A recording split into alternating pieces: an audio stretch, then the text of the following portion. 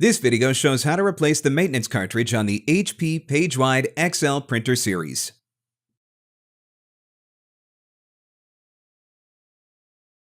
Start the replacement from the front panel by pressing Ink Cap, Maintenance Cartridge tab, then Replace, and Start. Open the maintenance cartridge door.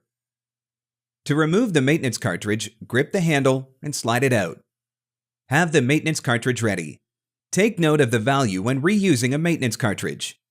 Insert the new maintenance cartridge into the slot. Do this operation quickly since there is a timeout. Push in the maintenance cartridge until it does not protrude from the slot.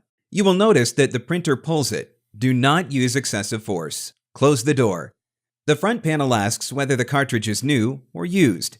If used, you are asked to enter the percentage of cloth remaining. Press the appropriate option and enter the value it is the case.